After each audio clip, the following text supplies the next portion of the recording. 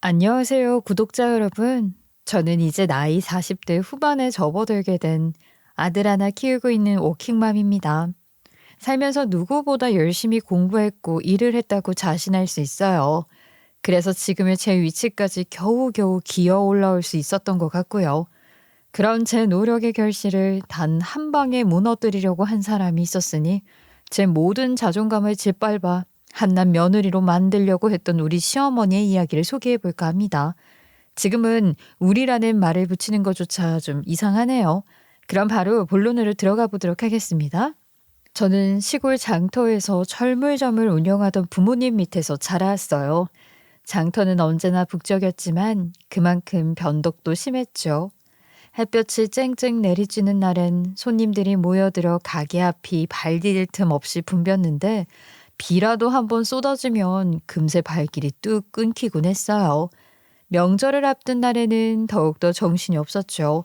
사람들 사이에 섞여 들려오는 흥정소리, 장바구니가 부딪히는 소리, 아이들이 뛰노는 소리. 그 속에서 부모님은 묵묵히 하루하루를 버텨내셨어요. 아버지는 늘 장부를 품에 끼고 다니셨습니다. 그 장부에는 거래처 이름과 외상 내역, 받은 돈과 아직 받지 못한 돈들이 빼곡히 적혀 있었죠. 어린 제 눈에는 그 장부가 집안의 가장 중요한 보물처럼 보였어요. 하지만 아버지가 장부를 펼칠 때마다 얼굴에 드리워지는 깊은 주름은 어린 마음에도 무겁게 다가왔습니다. 휴 하고 한숨을 내쉬며 장부 한 귀퉁이에 작은 표시를 남기시는 아버지의 모습은 돈이라는 것이 단순히 물건을 사고 파는 수단이 아니라 사람의 마음을 짓누르는 무게가 될 수 있음을 알려주셨어요. 밤이 깊도록 가계부를 끄지 못하고 앉아 계신 부모님의 뒷모습을 저는 수없이도 많이 봤습니다. 못 받은 돈, 밀린 대금 때문에 서로 얼굴을 마주하며 한숨만 내쉴 때가 많았죠. 이래서 대출은 언제 갚나 아버지가 중얼거리면 엄마는 애써 웃으며 괜찮다고 우리 조금만 더 버티면 된다고 답을 하셨지만 그 말 속에 묻혀있는 불안은 어린 저도 느낄 수 있었어요. 저는 그 옆에서 숙제를 하며 그 풍경을 자연스레 눈에 담았죠. 친구들이 부모님께 장난감을 사달라 떼를 쓰던 시절, 저는 부모님이 웃는 모습보다 장부 앞에서 좌절하는 모습을 더 많이 보았습니다. 그래서였을까요? 저는 돈이라는 게 단순한 교환 수단이 아니라 우리 가족의 삶을 지탱하는 기둥이라는 사실을 일찍 깨달았어요. 어느 날 일이었는데요. 제가 가게 일을 돕다가 계산을 잘못한 적이 있었어요. 장터에 자주 오는 단골 손님 한 분이 오늘은 이만치만 내고 다음에 줄게 라며 친근하게 웃으셨어요. 순간 저는 그 말을 별 생각 없이 고개를 끄덕이며 받아들였죠. 아직 세상 물정에 서툴었던 거죠. 근데 그 순간 아버지의 얼굴이 굳더니 단호한 목소리가 들려왔습니다. 안 된다. 작은 돈이라도 그냥 흘려보내면 큰 구멍이 나는 거야. 하지만 자주 오시는 아저씨기도 하고 또 돈도 조금은 주고 가셨는걸요? 이건 단순히 돈 몇 푼의 문제가 아니야. 신뢰의 문제고 원칙의 문제다. 그날 아버지의 말은 제 귓가에 오래 남았어요. 작은 구멍도 결국엔 배를 가라앉힌다는 말. 장사뿐 아니라 삶에서도 결코 잊어서는 안 될 진리처럼 다가왔습니다. 그날 이후로 저는 장부를 볼 때마다 아버지의 목소리가 떠올랐어요. 손님들이 돈을 내고 갈 때, 거래처 사장님이 약속을 미루며 전화를 걸어올 때, 저는 늘 작은 구멍도 결국 큰 배를 가라앉힌다는 말을 마음에 새겼습니다. 장터에서의 삶은 매 순간 치열했지만 부모님이 지켜온 철칙은 단순한 장사 요령이 아니었어요. 그것은 곧 삶의 태도이자 우리 가족이 버티는 힘이었습니다. 저는 그런 부모님 밑에서 자라며 자연스레 꼼꼼한 성격을 가지게 됐어요. 작은 수첩에 제가 쓴 용돈 기입장을 적으며 오늘은 얼마를 쓰고 남겼는지 기록하기 시작했죠. 친구들이 넌 왜 그렇게까지 꼼꼼하냐고 놀릴 때도 있었지만 저에게는 당연한 일이었어요. 아버지, 장부에 저렇게 많은 글씨를 다 기억하세요? 나는 봐도 봐도 뭐가 뭔지 모르겠는데. 내가 뭐 천재도 아니고 어떻게 다 기억을 하겠니? 이거 다 기억 못한다. 그래서 기록하는 거야. 잊으면 손해를 보는 게 장사고 사람 마음도 그렇다. 사람은 쉽게 잊지만 글은 잊지 않으니까. 그 말을 들으며 저는 글자의 힘, 기록의 힘을 알게 됐어요. 장터의 북적임 속에서 외상값 몇천 원에도 속이 타들어가던 부모님을 보며 자란 저는 자연스레 작은 원칙을 지키는 게 얼마나 중요한지 배우며 자라왔던 거예요. 그 기억들은 제 안에 깊게 새겨져 지금까지도 살아있어요. 저는 어린 시절부터 또래 아이들과는 좀 달랐거든요. 친구들이 방과 후가 되면 운동장에 모여 축구를 하거나 떡볶이집에서 둘러앉아 수다를 떠는 게 일상이었지만 제게는 그런 시간이 사치처럼 느껴졌어요. 저는 늘 가게로 향해야 했으니까요. 시골 장터에서 철물점을 운영하는 부모님은 하루하루가 바쁘기 그지없었고 그 곁에서 자연스럽게 저는 계산을 맞추거나 물건을 정리하는 일을 도왔어요. 처음에는 억울하다는 생각도 했죠. 저도 친구들과 어울려 뛰놀고 싶었거든요. 오늘은 나도 같이 놀자며 친구들의 손에 이끌려 운동장에 간 적도 있었어요.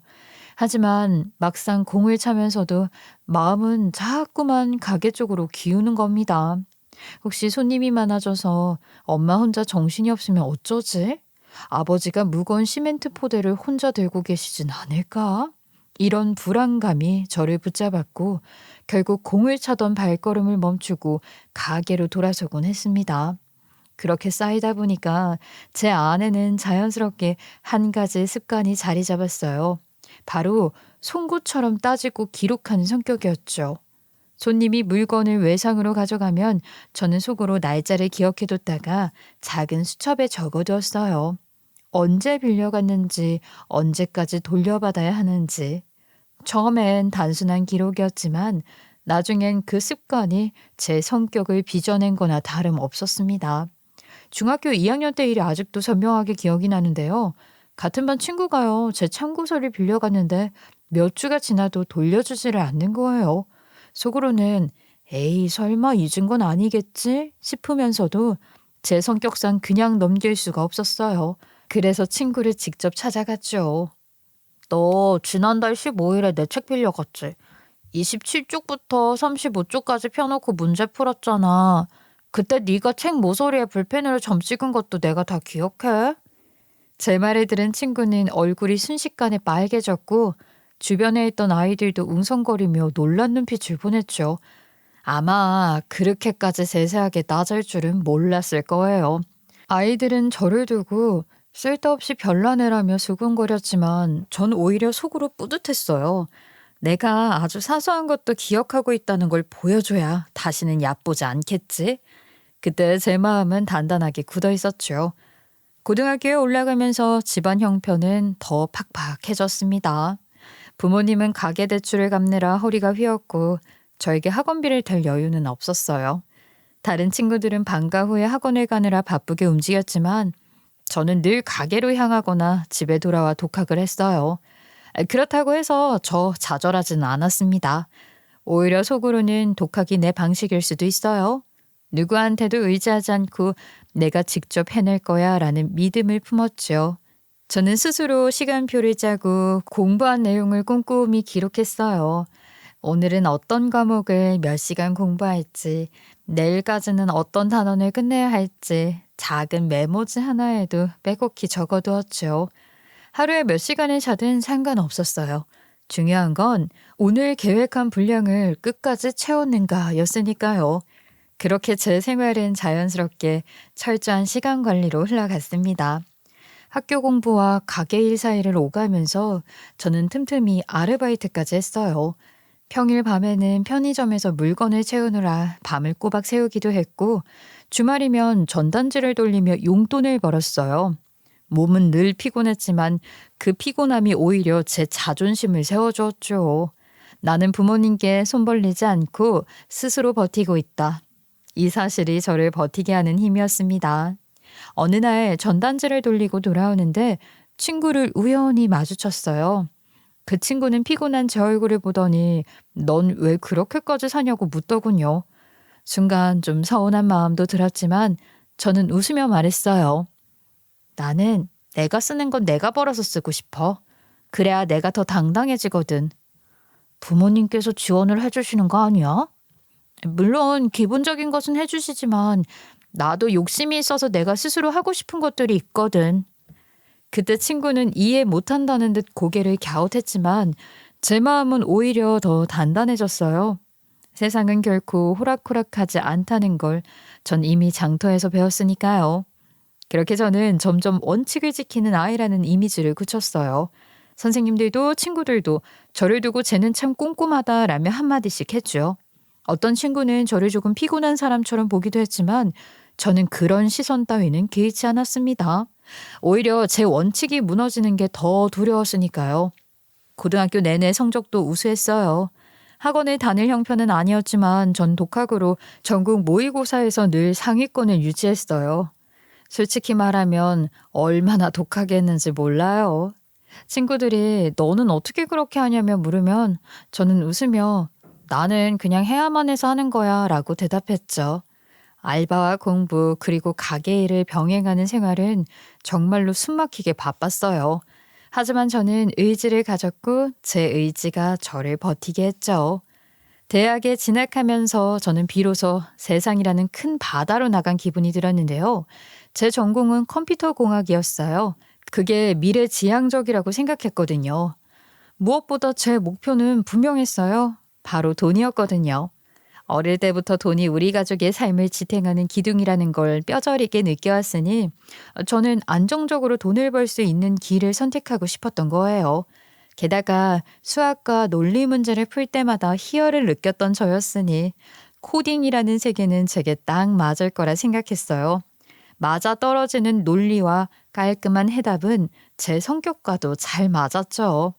하지만 대학생이 된다고 해서 현실이 달라지는 건 아니었습니다.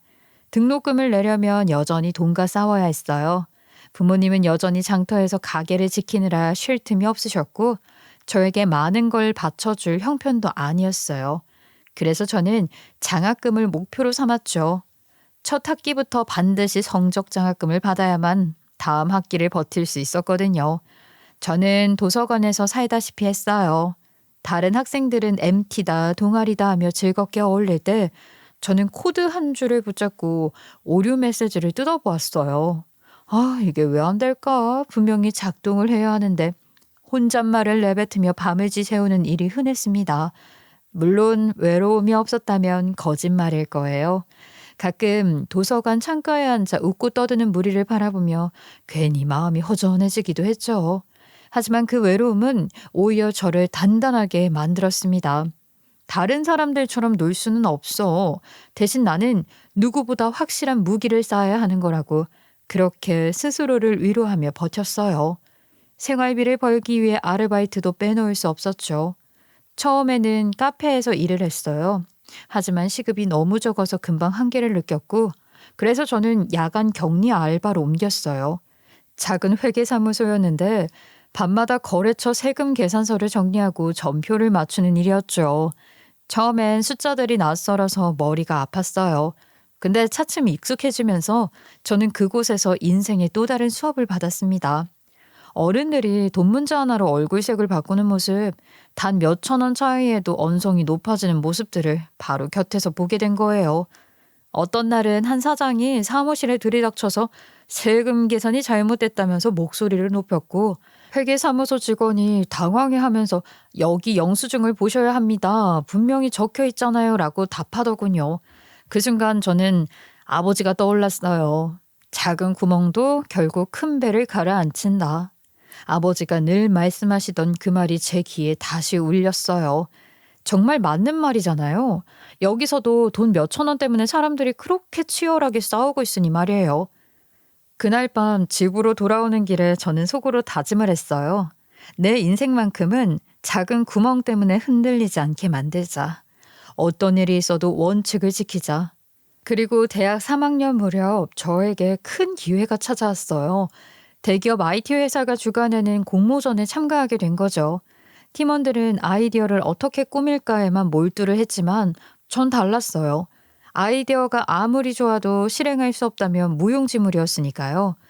저는 예산 계획서, 개발 일정표를 엑셀로 꼼꼼히 정리했고 그 공모전 덕분에 저는 인턴십 기회를 얻었죠.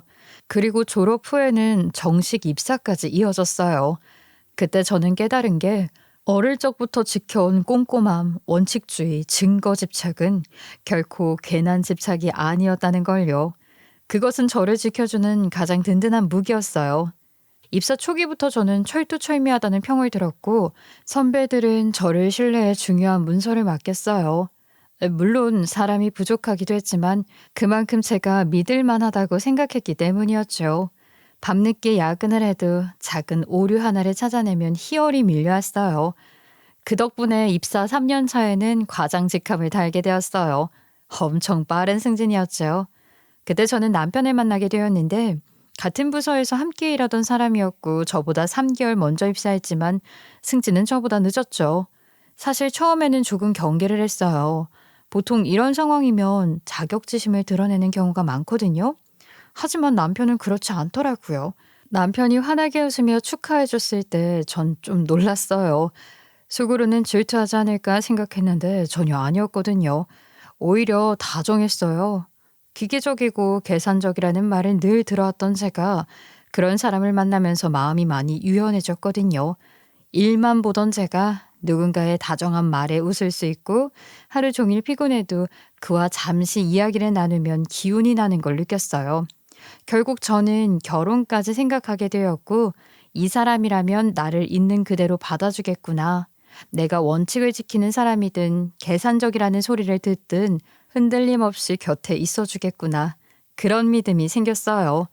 결혼 초반에 저는 누구보다 행복한 신부였어요. 연애 시절부터 남편은 늘 저를 웃게 해주는 사람이었고 제가 직장에서 고된 하루를 보냈을 때면 늦은 밤까지 이야기를 들어주곤 했죠. 같은 직장, 같은 직업군에 있다 보니 제 고민을 더 깊이 이해해주고 제가 힘들다고 말만 해도 당신은 정말 대단해. 다른 사람들은 너처럼 일에 열정을 못 가지잖아. 라면서 칭찬을 해주었거든요. 그 말 한마디면 하루 종일 쌓였던 피로가 눈 녹듯 싹 사라지곤 했습니다. 그래서 결혼을 결심할 때도 주저하지 않았고요.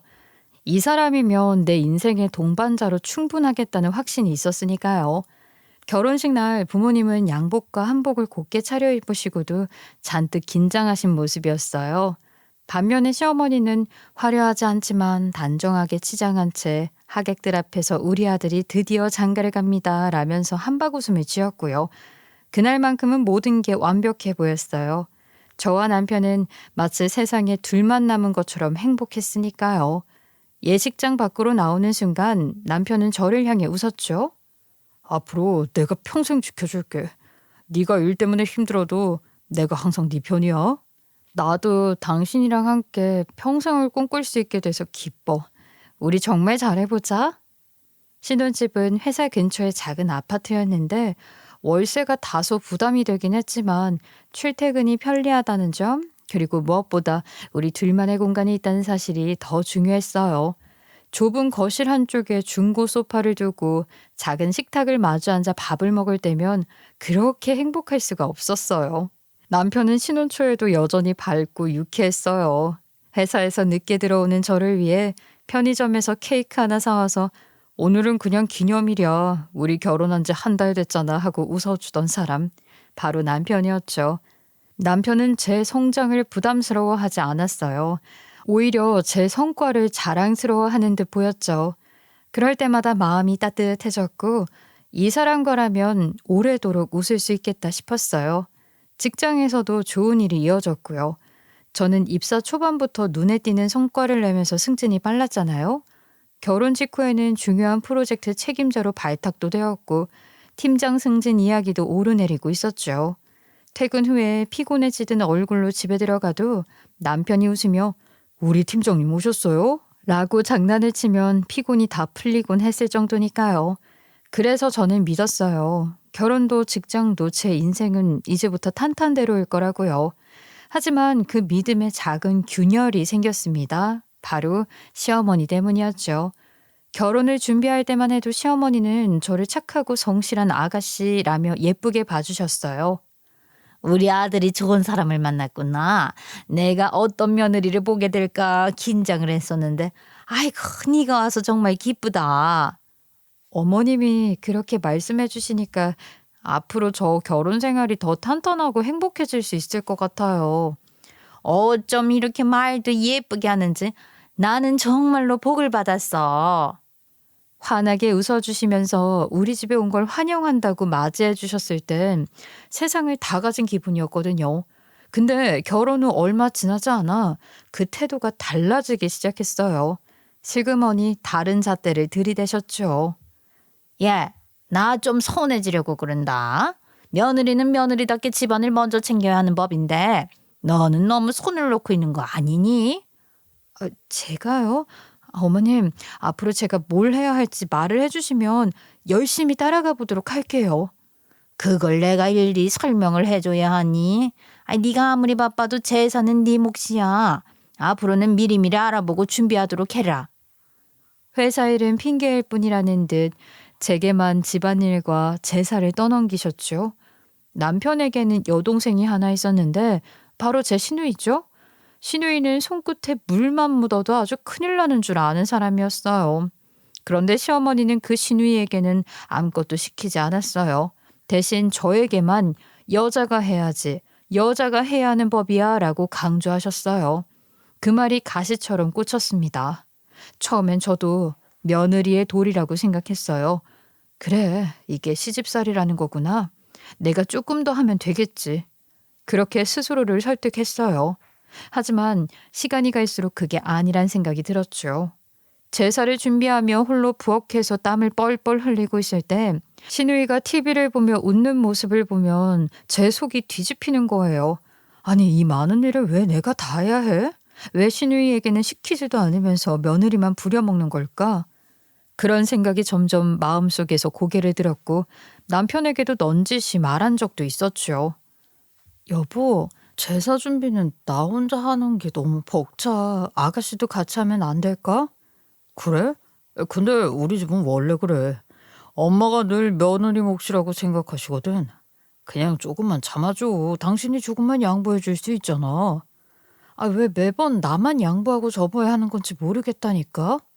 지금은 아직 배우는 입장이잖아. 천천히 하자, 응? 그 말을 들었을 때 저는 속으로 씁쓸하게 웃을 수밖에 없었어요. 결국 며느리라는 이유만으로 당연히 감당해야 하는 건가? 내가 아무리 열심히 일하고 성공해도 시댁에서는 결국 여자, 며느리라는 이유만으로 평가를 받는구나. 그때부터 제 마음속에는 작은 금이 가기 시작했어요. 결혼 후 1년쯤 지났을 무렵 제 회사에서 팀장 인사 발표가 있었어요. 긴장된 마음으로 명단을 확인하다가 제 이름을 발견했을 때 저는 눈을 의심했죠. 입사 5년 만에 팀장이 된다니 흔치 않은 일이었어요. 그만큼 제 노력이 인정받았다는 뜻이었고 저는 벅찬 감동에 잠시 숨조차 쉬기 어려웠습니다. 드디어 해냈구나. 마음속에서 웅웅 울리는 환희를 느끼며 곧장 남편에게 자랑을 했죠. 근데 남편은 담담하게 그래? 축하해? 하고 말을 했어요. 말은 축하였지만 그 미묘한 억양과 짧은 반응이 제 마음에 작은 파문을 일으켰어요. 저는 환하게 웃으면서도 어딘가 찝찝한 감정을 지울 수가 없었죠. 저는 팀장을 단 만큼 더 열심히 하리라 마음을 먹었어요. 하지만 시댁과 남편은 다른 잣대를 들이대기 시작했죠. 이제는 애를 가져야지. 언제까지 회사만 붙들고 있을 거냐? 어머니, 저 이제 막 승진해서 자리 잡아야 하고 아직 아이 생각은 별로 없어서요. 결혼을 했으면 당연히 아이를 가져야지. 무슨 소리를 하는 거야? 예. 너 네 생각도 그래? 나는 아이 가지고 싶지. 우리 닮은 아이가 태어나면 행복할 것 같은데. 저는 그런 남편의 말이 야속했지만 많은 고민 끝에 아이를 딱 한 명만 낳기로 결정을 했습니다. 팀장이 된 지 몇 개월 만에 임신 소식을 알게 되었을 때 기쁨과 걱정이 동시에 밀려왔어요. 회사에도 눈치가 보였지만 저는 아이를 낳으면서도 팀장으로서의 최소한의 책임은 다하고 싶었거든요.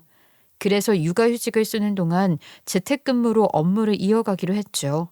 제가 맡은 팀인데 완전히 손을 놓을 수는 없잖아요.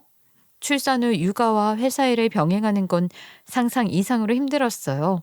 밤마다 아이가 우는 소리에 잠을 설치고 새벽같이 눈을 비비며 노트북을 켰죠. 젖병을 소독하면서도 메일을 확인했고 아이를 안은 채 보고서를 수정하기도 했어요. 몸은 늘 지쳐 있었지만 회사에서는 그런 저를 책임감 있는 사람으로 인정해 주었어요. 하지만 이 모습을 바라보던 남편과 시어머니는 불만이 가득했죠. 아이, 애나 잘 볼 것이지. 휴직 중에 무슨 일을 하냐. 여자는 그냥 집안이나 잘 살피고 애나 잘 키우면 되는 거야. 저러다가 힘들면 고꾸라질 거야. 시어머니는 틈만 나면 제 능력을 깎아내리는 말을 했고 남편조차 곱지 않은 눈길을 보냈습니다. 저는 서운함을 삼키며 속으로 다짐했죠. 제가 열심히 사는 게 왜 비난거리가 돼야 하지 싶었거든요. 그러던 와중에 시누이가 결혼을 하게 됐어요. 그 과정에서 시어머니는 저에게 시누이 드레스 고르는 것부터 신혼집 보는 것까지 일일이 따라다니며 챙기라고 지시를 하더라고요. 제가 언니니까 당연히 해줘야 한대요. 며느리가 이런 거 챙겨야 집안 체면이 서는 거라나 뭐라나. 그 말에 저는 속으로 피가 거꾸로 솟았어요. 도저히 납득할 수가 없었죠. 어머님, 그런 잡일까지 제가 다 할 순 없어요.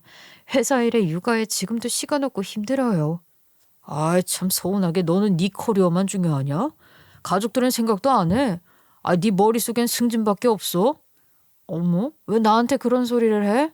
당신도 당신 능력껏 일하는 거고 나도 내 능력껏 일하는 거잖아. 왜 내가 열심히 일하는 게 죄가 돼? 솔직히 자격지심 들어. 네가 잘 되는 걸 보니까 나도 모르게 위축이 된다고. 그래서 일을 그만두고 싶어. 그 순간 저는 남편의 마음 한편에 숨어있던 자격지심을 느꼈어요. 뭐 말은 서운하다고 했지만 결국 제 성취가 남편에게는 부담이었던 거죠. 그 말을 듣는 순간 제 마음이 복잡하게 흔들렸어요. 분노와 안쓰러움이 동시에 치밀어 올랐거든요. 왜 내가 꿈을 이룰수록 이 사람은 작아져야 하지? 왜 우리가 함께 기뻐할 수 없는 거지? 하지만 그날 남편이 제 앞에서 눈물을 흘렸거든요. 떨리는 목소리로 나 힘들어. 나도 버티기 너무 어려워 라고 말하는데 가슴이 무너져 내렸어요. 남편은 결국 퇴사를 하고 회계사 시험을 준비하겠다고 했어요. 일까지 그만뒀고 그래도 되겠어? 당신이 더 불안하고 불편해할까 봐. 무슨 소리야. 나 잘할 수 있어. 내가 숫자에는 강하잖아. 이과 출신인데 뭐가 어렵겠어. 금방 붙을 거야. 남편은 그렇게 호언장담을 했죠. 처음엔 저도 믿었어요. 워낙 자신감 있게 말했으니까요. 하지만 현실은 달랐어요. 매 시험마다 낙방을 피하지 못했고 1차조차 넘지 못해 속상해하는 날이 대부분이었어요. 그러다 몇 년 만에 어렵게 1차에 합격했을 때 시어머니는 환하게 웃으며 말했어요. 아이고, 역시 우리 아들 내가 해낼 줄 알았다니까. 하고요. 남편은 어깨가 으쓱해졌고 저는 그 모습에 마음이 놓였어요. 하지만 2차에서 낙방을 하자 시어머니는 곧바로 아들을 다독였죠. 괜찮아, 괜찮아. 응? 다음에는 붙을 거야. 너는 원래 될 아이야. 하면서요. 이게 바로 엄마의 마음인가 싶었죠. 저 역시 남편을 존중해 주려고 애썼어요. 남편이 하고 싶은 걸 제가 왜 말릴 수 있겠어요. 전 이미 팀장을 넘어 임원까지 목표를 두고 있었고 회사에서 제 자리는 점점 확고해지고 있었거든요. 그렇다면 남편도 자신이 진짜 하고 싶은 일을 찾고 오래도록 즐겁게 일하는 게 맞다고 생각했어요. 자격지심으로 힘들어하는 남편을 옆에서 보는 것보단 훨씬 나은 일이니까요. 하지만 몇 년 동안 도전했음에도 남편은 결국 합격하지 못했어요. 시간이 흐를수록 남편은 자기 머리가 다 죽은 것 같다며 피해의식에 시달렸죠. 밤마다 술에 기대어 한숨을 쉬며 제게 털어놓곤 했어요. 나는 이제 아무것도 할 수 없는 사람 같아. 네가 너무 잘나니까 나랑 비교하면 내가 초라해 보여. 조금만 천천히 해본다고 생각하자. 응? 첫 술에 어떻게 배가 부르겠어. 저는 남편을 사랑했지만 남편의 눈에 제가 짐처럼 비치는 건 견디기 어려웠어요. 그래서 저는 제 성공을 숨길 수밖에 없었어요. 승진 이야기가 나와도 집에는 입을 다물었고 회사에서 받은 칭찬이나 보너스도 남편에게는 굳이 말하지 않았어요. 그 사이 시어머니의 잔소리는 날이 갈수록 거칠어졌습니다. 제가 회사 일에 몰두하면 치맛바람이 집안을 흔든다고 구박을 했어요. 얘, 네가 너무 잘 나가니까 우리 아들이 기가 죽잖아. 아니, 여자가 너무 앞서 나가면 집안이 망하는 법이야. 그 말에 억울하면서도 화가 치밀었어요. 하지만 남편은 제 편을 들어주지 않았어요. 시집살이는 점점 견딜 수 없는 지경이었고 제가 잘한 일은 모조리 폄훼되고 남편이 한 작은 일은 크게 칭찬을 받았어요. 시어머니는 남편의 살림을 제가 제대로 못 챙긴다고 날마다 찾아와 잔소리를 늘어놓았어요. 우리 아들 밥은 잘 챙겨주냐? 아, 왜 이렇게 말라갔어? 밖에서 일한다고 집안은 내팽개치는 거야, 뭐야?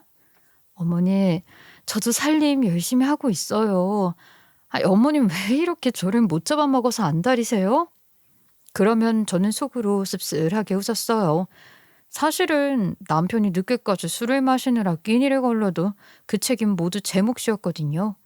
그런 날들이 몇 년을 이어갔고 결국 남편은 회계사 시험을 포기했어요. 한숨을 쉬며 말했죠. 이제 더는 못하겠다. 시험 그만둘래. 대신 내가 직접 사업을 해보려고 해. 사업? 갑자기 무슨 사업을 하겠다는 거야? 내가 못 믿어온 거 알아. 그래도 이번만큼은 나 한 번만 믿어주라. 그래, 당신이 하고 싶다면 해. 내가 도와줄게. 시어머니는 아들을 향해 또다시 박수를 치며 응원을 했고 반면 저에게는 혀를 끌끌 차며 날을 세웠어요. 아이고, 우리 아들이 드디어 큰일을 하려나 보다. 역시 우리 아들이야. 여자가 남편 내조를 확실히 해야지. 질 바쁘다고 우리 아들 신경도 안 쓰니까 이 꼴이 나는 거잖아. 그 말에 저는 억장이 무너졌지만 한 귀로 듣고 한 귀로 흘릴 수밖에 없었어요. 마음속 깊은 곳에서 점점 무언가가 무너져 내리는 소리가 들렸지만 전 그저 묵묵히 남편의 곁을 지키기로 했습니다. 남편의 사업은 의외로 시작부터 술술 풀리기 시작했어요. 몇 년을 백수처럼 지내며 자존심까지 무너졌던 사람이 맞나 싶을 정도였죠. 남편도 그동안 모아온 인맥이 조금 있었고 회사에서 쌓아둔 경험을 살려서 어떻게든 길을 뚫어 나갔어요. 남편이 시작한 사업은 아이들 교육 관련이었어요. 여기저기 흩어진 학습지 자료들을 하나로 묶고 전자도서 콘텐츠까지 정리해서 보기 쉽게 만들어주는 사이트였죠. 거기서 바로 결제가 가능했고 각종 교육지 업체들의 광고까지 붙어주니 점점 입소문이 나기 시작했어요. 우리나라가 또 교육 사업에 대한 관심이 워낙 크잖아요. 엄마들이 서로 공유하고 추천하면서 고객층이 빠르게 늘어났어요. 매출이 오르자 남편의 얼굴도 다시 살아나기 시작했고요. 광고 수익까지 붙으면서 돈이 제법 들어오기 시작했고 그때부터 시어머니는 동네방네 자랑을 하고 다녔어요. 봐라, 봐라. 우리 아들이 이 발톱을 숨기고 있었던 거야. 내가 잘 해낼 줄 알았다니깐. 네네, 그럼요. 어머님 말씀이 다 맞죠. 저는 속으로 웃음을 지어냈죠. 40대 중반의 일군 성과라고 하기엔 조금 늦은 감이 있었지만 몇 년 동안 아무것도 못하고 좌절만 하던 사람이라는 걸 생각하면 분명 대단한 일이었으니까요. 근데 이상하게도 남편의 사업이 잘 되기 시작하면서부터 시어머니의 태도가 달라졌어요. 예전엔 잔소리만 늘어놓던 분이었는데 이제는 대놓고 저를 부려먹기 시작한 거예요. 모임이 있을 때마다 저를 불러내 앞치마를 던지며 말했어요. 어서 이거 입고 음식 좀 해라. 며느리가 빠져서는 안 돼. 또 어느 날은 심각한 얼굴로 불러앉히더니 이렇게 말했어요. 우리 아들이 이제 사장님이잖니. 이 정도면 집도 이사를 가야 하지 않겠어? 네가 돈 좀 내놔라. 순간 저는 귀를 의심했어요. 제 돈을 당연히 시댁 살림에 써야 한다는 투였으니까요. 게다가 신우이가 남편 회사에 취업을 하자 사정은 더 가관이었어요. 신우가 야근이라도 하는 날이면 전화를 걸어서는 이렇게 말했죠. 신우이네 애들 어린이집에 가서 애들 좀 데려오라고요. 집에 와서 밥도 먹이고 씻겨도 놓으라는데 저는 한참을 멍하니 전화를 쥐고 있었어요. 이게 며느리의 역할인가? 신우이의 시조카까지 챙기라는 건가?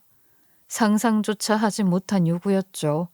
그런 와중에 남편이 휴대용 교육기기를 출시했어요. 아이들이 직접 만지고 공부를 할 수 있는 태블릿 같은 기기였는데 이게 또 정말 대박이 터진 겁니다. 언론에서도 주목했고 투자 제안도 쏟아졌죠. 남편은 마침내 자신감을 완전히 되찾은 듯 했어요. 저는 진심으로 남편을 축하해 주었어요. 그런데 이런 기쁨도 잠시 시어머니가 저를 따로 불러세웠어요. 할 말이 있다면서요. 전 속으로 아휴 이번엔 또 무슨 투집을 잡으려고 하나 하고 긴장을 했죠. 그런데 시어머니께서 제 앞에 내민 건 다름 아닌 이혼 서류였습니다. 어머님 이게 뭐예요? 너는 한글도 못 읽니? 얘 송충이는 솔잎을 먹고 살아야 돼. 아유 도장 찍어 이년아. 그 말을 듣는 순간 제 머릿속이 어떻게 됐겠어요. 백지장처럼 하얗게 되어버렸죠. 남편의 성공을 진심으로 기뻐해주던 제 마음을 무참히 짓밟는 일이었으니까요. 내가 뭘 잘못했지?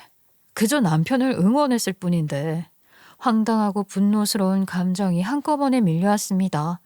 제가 막 떨리는 목소리로 물었어요. 혹시라도 남편이 모르는 일일까? 아니면 시어머니 혼자 꾸민 일일까 싶었거든요. 저는 일단 남편을 믿고 있었기 때문에 지금까지 어떻게든 이어온 것이었는데 이게 남편까지 함께 동조가 된 일이라면 눈앞이 좀 캄캄할 것 같았거든요. 이거 그이랑도 상의가 된 말이에요? 어머님 솔직하게 말해주세요. 그럼 우리 아들은 내 말을 잘 들어. 응? 내가 시키는 대로 할 거야.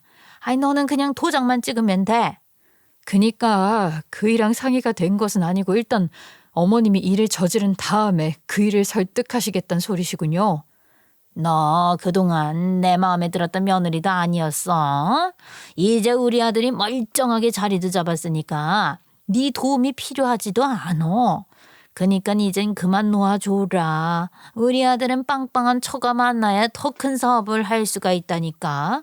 아니 네가 뭘 해줄 수 있겠니? 내가 말했지? 성충이는 솔잎을 먹고 살아야지. 그니까 네 자리는 여기까지야. 그 말이 제 귀에 꽂히는 순간 머릿속이 하얘지고 온몸이 굳어버렸죠. 내가 지금 뭘 들은 거지?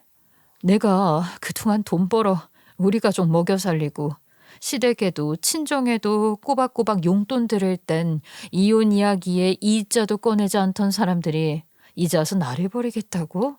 억울함과 분노가 동시에 치밀어 올랐습니다. 전 정말 벙쪄서 그 어떠한 말도 하지 못한 채 입만 떡 벌리고 있었어요. 하고 싶은 말은 많이 있었지만 말이 나오지 않더라고요. 머릿속이 복잡해져서요. 시어머니는 저에게 연이은 펀치를 날리는 것처럼 계속해서 말을 이어갔어요. 네가 그동안 은근히 우리 아들 무시해온 거 아니냐? 너 내조도 똑바로 안 했지? 애는 네가 정 원한다면은 그 양육권 넘겨줄게. 대신에 우리 아들은 자유롭게 살아야 해. 그 순간 제 손끝이 부들부들 떨렸고 온몸이 차갑게 식어가면서도 속에서는 불길이 치솟는 것 같았죠. 그래, 어디 한번 네가 이기나 내가 이기나 보자. 내가 그렇게 호락호락한 사람으로 보였어? 마음속에서 무언가가 단단히 끊어져 내려앉았어요. 귀가 먹먹해지고 가슴 한가운데가 뚝 끊어지는 기분이었어요. 그동안 수없이 참아왔던 모욕과 억울함이 파도처럼 밀려왔습니다. 하지만 그 자리에서는 단 한마디도 하지 않았어요. 대신 시어머니를 차갑게 노려보며 속으로 다짐했죠. 좋아, 그렇게 원한다면 원하는 대로 해드리지. 하지만 결과는 내가 만든다. 당신이 아니라. 저는 그런 깜냥이 있는 사람이었어요. 사회적으로 대단한 위치까지는 아니었지만 이미 회사 안에서는 임원 후보로 거론도 되고 있었고 소위 말하는 유리천장에 가로막히는 사람은 아니었으니까요. 게다가 저는 어릴 적부터 계산적이고 계획적인 성격이었어요. 이런 일이 언제든 벌어질 수 있다고 수없이 생각해 왔어요. 시어머니의 시집살이가 그동안 얼마나 치졸했는지 이미 수백 번은 언젠간 이혼하게 될 수도 있겠다 예감을 했으니까요. 하지만 남편을 사랑했기에 버텼던 거예요. 그 사랑 하나로 모욕을 참고 억울함을 견뎌냈던 거죠. 근데 정작 시어머니 입에서 이런 말이 나온다는 건 더 이상 참을 수 없는 일이었어요. 남편의 의견은 묵살한 채 아들은 어차피 내가 시키는 대로 한다며 당당하게 말하는 시어머니를 보니 더는 버틸 힘이 남지 않았습니다. 좋습니다. 이혼하겠습니다. 어머님께서 이렇게까지 말을 하시는데 제가 이혼해야죠 뭐. 그래? 아이고, 생각보다 말이 아주 잘 통하네. 아유, 나는 울고 불고 질질 짜고 할 줄 알았는데. 야야, 그러면 당장에 도장을 찍어라. 여기에 찍으면 되는 거죠? 근데 위자료는 얼마나 주실 건데요? 그래, 네 입에서 왜 돈 이야기가 안 나오나 했지. 우리 아들한테 재산이 얼마나 있냐고 물어보니까 대충 알려주던데. 그래도 네가 그동안 백수던 우리 아들 먹여 살린 것도 있고 지금은 사장이 됐으니까 체면도 좀 세워줘야 하지 않겠니? 평생 우리 아들한테 연락하지 않는 조건, 그리고 그 괜히 양육비 핑계로 지저분하게 들러보지 않은 조건으로 5억 주마. 그 돈이면 너 평생 애 키우면서 살 수 있지 않겠어? 좋아요. 위자료 5억이면 충분하죠. 그러면 각서라도 하나 쓸까요? 너도 나만큼 계산적이구나. 아유, 내가 이럴 줄 알고 준비해 왔지. 제가 순순히 응하자 시어머니는 기다렸다는 듯이 서류 가방을 열더니 어디서 미리 준비해온 각서를 꺼내 들이밀었어요. 꼼꼼하게 조항이 적혀 있었는데 한 줄 한 줄 읽어내려갈수록 기가 막혔어요. 평생 아들에게 연락하지 않는다. 양육비를 청구하지 않는다. 재산 분할을 요구하지 않는다. 그야말로 일방적인 굴욕 문서였죠. 하지만 저는 담담하게 사인을 했어요. 제게 손해볼 건 하나도 없었으니까요. 겉으로는 얌전히 펜을 들어 서명을 하면서도 속으로는 치밀한 계산을 하고 있었어요. 너 도장 찍고 각서에 사인까지 했다. 이거 무르기 없음이야. 나중에 딴소리하면 너 안 돼. 너 이혼하는 거다. 네, 걱정하지 마세요. 이혼 꼭 할 테니까요. 그러고 집으로 돌아오는 길 몇 번이나 주먹을 쥐었다 폈다 했어요. 억울해서 울고 싶은 마음이 목구멍까지 치밀어 올랐지만 이를 악물고 꾹꾹 눌러 삼켰습니다. 대신 머릿속으로는 차분하게 그동안의 과정을 하나하나 되짚었어요. 사업이 시작되던 순간부터 지금까지 사실상 모든 것이 제 손에서 이루어졌다는 사실을 새삼 깨달았죠. 초기 자금은 제 월급과 적금에서 나왔고 은행 대출 서류에 사인한 사람도 저였어요. 투자자와의 계약서, 지분 등록, 심지어 사업자 명의까지 모두 제 이름으로 되어 있었어요. 남편은 명목상 CEO였지만 법적으로나 실질적으로나 그 회사의 진짜 주인은 바로 저였거든요. 그런데도 시어머니는 그 사실조차 모르고 저를 내쫓기만 한 거였죠. 그래, 한번 해보자. 누가 진짜 송충이고 누가 솔잎을 먹을 자격이 있는지 보여주마. 속으로 그렇게 이를 갈았어요. 다음 날 아침 저는 지체 없이 변호사 사무실을 찾았고 제 이야기를 처음부터 끝까지 들은 변호사는 고개를 끄덕이며 서류들을 꼼꼼히 확인했어요. 남편분 명의로 된 건 아무것도 없네요. 사업자 등록도 대출도 계약서도 모두 의뢰자님 이름입니다. 이런 경우라면 단순히 이혼이 아니라 사업 운영권 자체를 되찾아올 수도 있습니다. 그 말에 저는 가슴이 뻥 뚫리는 것 같은 기분이 들었어요. 그동안 눌러왔던 분노와 억울함이 동시에 치솟으면서 드디어 내 차례가 왔구나 하는 생각이 들었죠. 머릿속에 시어머니 얼굴이 번뜩 떠올랐어요. 우리 아들 덕분에 회사가 잘 된다라며 제가 해온 모든 수고를 철저히 무시하던 그 표정. 사람들 앞에서 며느리가 내조 못해서 고생한다고 떠벌리던 그 목소리. 하지만 이제 그 모든 말이 부메랑이 되어 그들의 목을 조를 거라는 확신이 들었습니다. 좋습니다. 이혼은 제가 원하는 대로 진행할게요. 그리고 회사도 반드시 제 손에 되찾아올 겁니다. 그 순간 제 목소리에는 흔들림이 없었어요. 시어머니가 내민 이혼 서류는 제게 굴욕이 아니라 반격을 시작할 기회였음을 저는 깨달았죠. 전 이혼 소송을 준비하면서 변호사와 꼼꼼하게 상의했어요. 위자료를 요구할 수 있는 법적 근거, 남편이 회사 경영에 전혀 기여하지 않았다는 증거, 그리고 제가 낸 자본과 계약서의 정당성까지 하나하나 짚어나갔죠. 변호사는 제 말을 듣더니 진지한 표정으로 고개를 끄덕이며 말했어요. 자료를 더 확보하셔야 돼요. 특히 투자자와의 계약서랑 자금 출처, 회사 통장 내역이 필요해요. 이 부분을 명확히 가져오시면 재판에서 훨씬 유리할 겁니다. 그런 거라면 제 서랍에 이미 다 들어있어요. 제가 따로 USB에 담아서 드릴게요. 저는 순간 깊은 숨을 내쉬었어요. 사실 남편이 사업을 처음 시작할 때 떠올린 건 그저 아이디어뿐이었거든요. 구체적인 실행 방안, 자금 조달 계획, 인력 구성 같은 건 전혀 없었어요. 결국 제가 직접 발을 벗고 나서야 했죠. 제 월급을 쪼개 모아둔 적금과 예금을 깨트렸고 부모님께는 차마 말도 못하고 제 힘으로 마련한 돈을 모조리 털어서 사업에 지원을 했어요. 남편이 몇 년 동안 백수로 지내면서 회계사 시험 준비한다고 했지만 그 기간에 제대로 모아둔 돈이 있을 리가 없었죠. 오히려 문제는 더 심각했어요. 사업 자본이 모자라서 은행 대출이 필요했는데 남편은 신용 문제가 있어 불가능했던 거예요. 그래서 사업자 등록부터 대출 서류까지 전부 제 이름으로 진행할 수밖에 없었죠. 그때 처음 알았어요. 남편이 신용불량 직전 상태라는 걸요. 남편은 그동안 인터넷 강의비, 문제집값, 독서실 비용을 빌린다며 제게 손을 벌렸고 제가 힘들게 벌어온 돈을 그대로 흘려보냈잖아요. 그런데도 모자라니 친구들과 어울려 쓰려고 소액 대출까지 받았더라고요. 거기다 신용카드를 막 긁고는 연체까지 된 기록이 있었어요.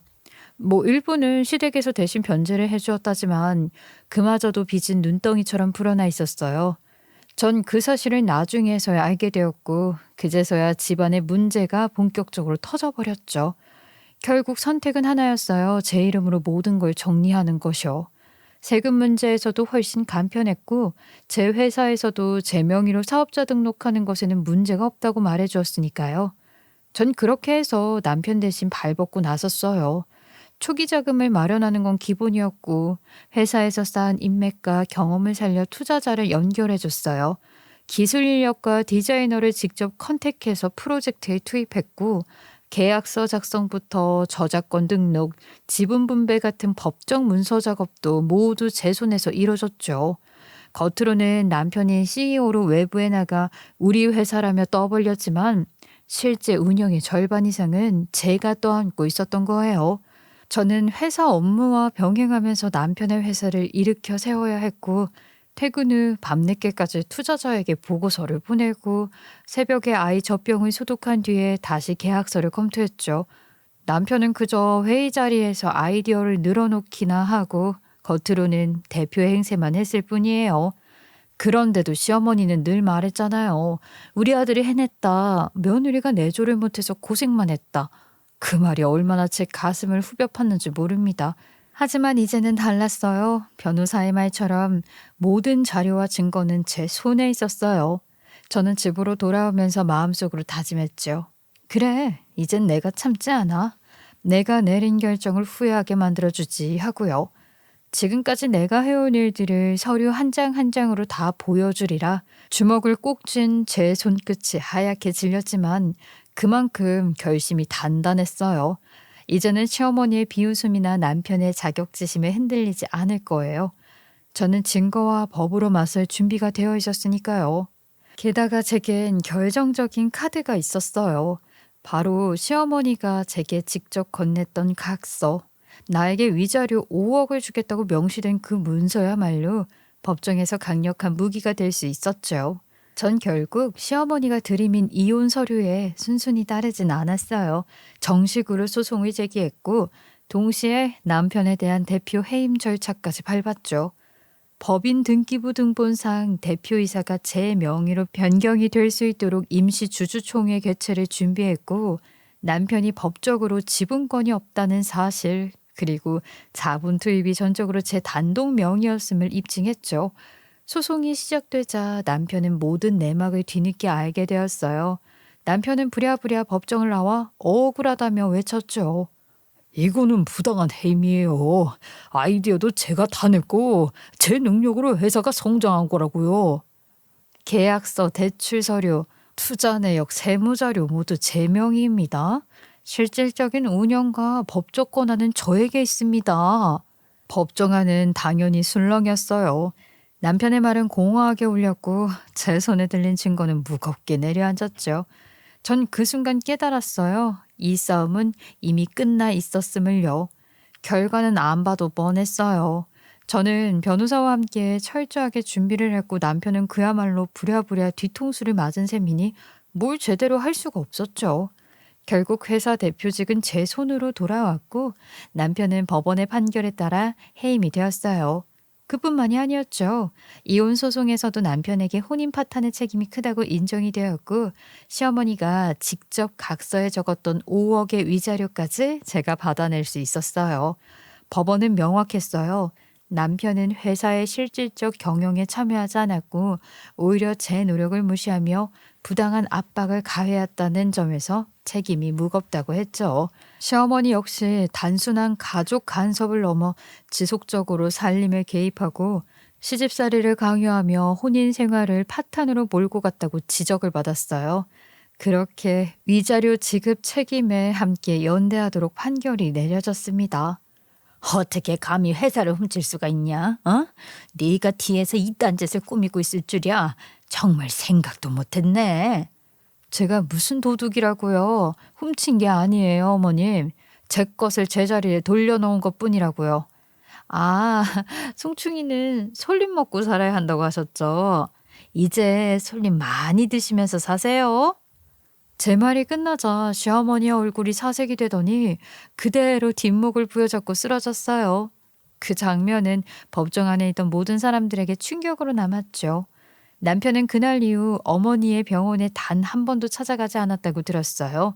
완전히 폐인이 된 채였을 거예요.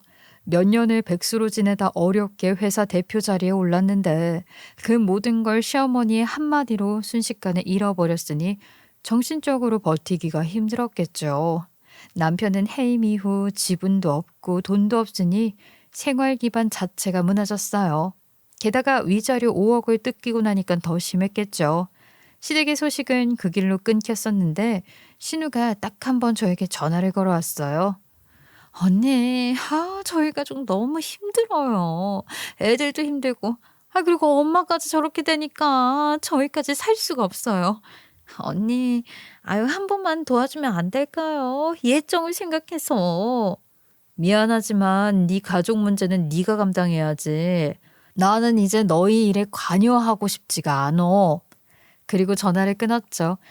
그 순간 제 마음속에서는 오랜 세월 쌓였던 한이 조금은 풀리는 듯 했어요. 전 결국 다니던 회사에 사표를 내고 제 명의로 된 회사를 직접 운영하기 시작했어요. 사실 맘 같아서는 전 남편에게 일 좀 해볼래? 라고 묻고 싶기도 했지만 그럴 수는 없는 일이었죠. 무너진 사람을 다시 세우는데 제 삶을 또다시 희생할 이유는 없으니까요. 그래서 저는 각오했어요. 이제는 내 힘으로 다시 처음부터 쌓아 올리자. 물론 쉽지는 않았어요. 하지만 다행히 회사를 운영하면서 점차 안정을 찾아가고 있고 직원들과도 좋은 신뢰를 쌓아가고 있어요. 투자자들은 저를 실질적인 경영자로 이미 오래전부터 알고 있었기에 오히려 대표직에 맡게 된 걸 반기더군요. 이제 전 더 이상 남의 눈치를 보지 않아요. 시댁의 간섭도 남편의 자격지심도 절 억누르지 못하죠. 제가 살아온 방식대로 계산적이고 철저하게 증거와 원칙으로 제 갈 길을 가고 있어요. 그것이 결국 저를 지켜준 무기였으니까요. 제 이야기를 끝까지 들어주셔서 감사합니다, 여러분.